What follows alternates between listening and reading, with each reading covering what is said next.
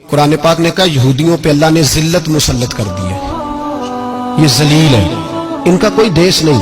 یہ جہاں انہوں نے قبضہ کیا ہوا نا فلسطین میں، یہ قبضے کی جگہ ہے اور ایک مٹھی بھر ملک ہے، شاید 60-70 لاکھ آبادی ہو اسرائیل کی۔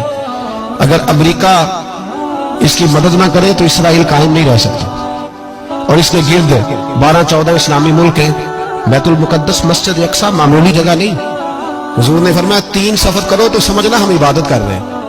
کون کون سے؟ فرمایا اگر بیت اللہ جاؤ تو عبادت سمجھ کے جانا، مسجد نبوی کی طرف جاؤ تو عبادت ہے، اور مسجد اقصی کی طرف جاؤ تو یہ بھی عبادت ہے۔ اور فرمایا مسجد اقصی میں جس نے ایک نماز پڑھی اسے 25,000 نمازوں کا ثواب ملے گا۔ یہ وہ مسجد ہے جس کے ساتھ معراج شریف جڑا ہوا ہے۔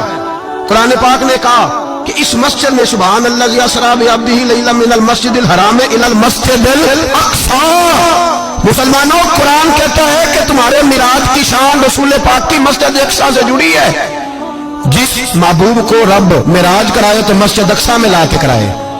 وہ جگہ معمولی جگہ ہے، وہ معمولی جگہ ہے مسجد اقصی۔ نبی پاک نے وہاں نبیوں کی امامت کرائی، 17 مہینے اس مسجد کی طرف منہ کر کے تیرے اور میرے رسول نے نمازیں پڑھی۔ چھوٹی جگہ ہے اور پوری دنیا کا مسلمان اسے چاہیے شرم سے گڑ جائے۔ ایک امریکہ کا صدر بول کے کہتا ہے کہ اسرائیل کو اجازت ہے اسے دارالحکومت بنائے، اور مسلمان حکمران بیان دے رہے ہیں ظالموں، لٹیروں، تم اپنی سیاستیں چمکانے کے لیے پہلے ایک دوسرے کو گالیاں دیتے ہو، پھر اکٹھے بیٹھ جاتے ہو نمبرنگ کرنے کے لیے۔ تم دین کے اس مسئلے میں سارے اکٹھے کیوں نہیں بیٹھے؟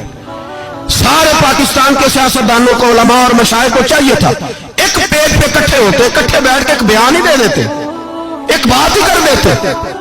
پھر میرا سلوٹ ہے ترکی کے صدر کو، پھر میرا سلوٹ ہے ترکی کے صدر کو۔ عجیب بات ہے نا کہ اس کے پاس ایٹمی طاقت آپ سے کمزور ہے، آپ کی تگڑی ہے۔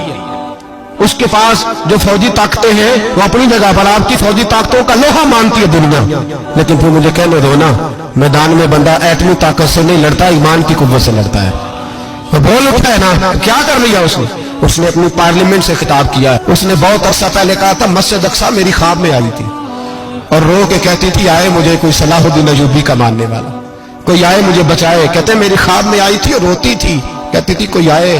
اور ایک شاعر نے کہا ہے مسجد اقصی نبی پاک کو بھی بلاتی ہے، کہتی ہے ایک بار پھر طیبہ فلسطین میں آ، راستہ دیکھتی ہے پھر مسجد اقصی تیرا، ایک بار پھر سے طیبہ سے فلسطین میں آ، راستہ دیکھتی ہے پھر مسجد اقصی تیرا۔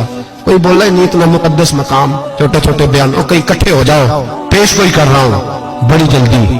اس امریکہ کو لوگ ٹوٹتا ہوا دیکھیں گے، اس سے بکھرتا ہوا دیکھیں گے، اس سے لرزتا ہوا دیکھیں گے، اس لیے کہ مقابلے رب رسول سے اتنے آسان نہیں۔